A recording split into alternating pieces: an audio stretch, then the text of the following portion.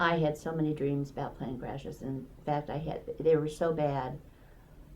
Usually when I would dream the dream, I would be outside of it, looking at it while it was happening, and about a week or two later, there would be a plane crash. This happened to me all through my flying career. Worst one was Flight 800, which was TWA Flight 800, that went down in New York into the water. I had been on that plane about a month or two before, that same exact aircraft.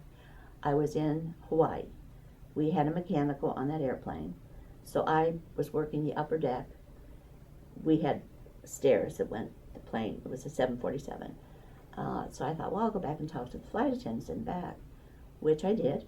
And when I got up to the main sea galley, which was around row 17, 18, 19, I started to get this feeling, such a feeling of terror and dread that I could not even describe it. I could not describe it to anybody. And the closer I got to first class, I was getting weaker and weaker and feeling this horror, just sheer horror. I was literally crawling up the stairs to get to the upper deck. And I was working with one of my good friends, and she saw me crawling up onto the deck up there. And she said, "What's wrong?" I said, "This airplane, within the next few months, is going to go crash in the water." And she said, "What?" I said, "This airplane will crash in the water within the next 2 months." And I was visibly shaken. I was terrified that whole flight, because I was sitting in the upper deck. That was my seat for takeoff and landing. But the most amazing thing about that was, when I was sitting there and trying to calm myself down, the flight engineer came out from the cockpit, and he saw I was visibly upset. He said, "What's wrong?" And my friend said, "She said this plane is going to crash within 2 months in water outside in New York." And he said, "Well, I sure hope it's not today." You know, he made a joke out of it. This same flight engineer was on that plane when it crashed.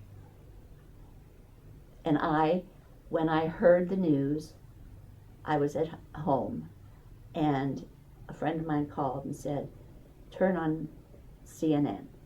They showed the plane burning in the water, and then they said the plane number, and I knew that was the exact same plane I had been on in Hawaii. And I knew that I literally, this was not a dream that I had. This was the first time I actually really felt what these people had to have gone through. It was the most horrific thing in the whole world. It was just horrible, horrible. Because the cockpit broke away from the airplane, and the plane kept going up. The cockpit fell into the water. The plane kept flying. These people knew exactly what was happening. And that's the horror and the fear that I felt that day on that plane. I retired not too long after that, because that was one of the worst ones I had for plane crashes. I said, I've got to stop.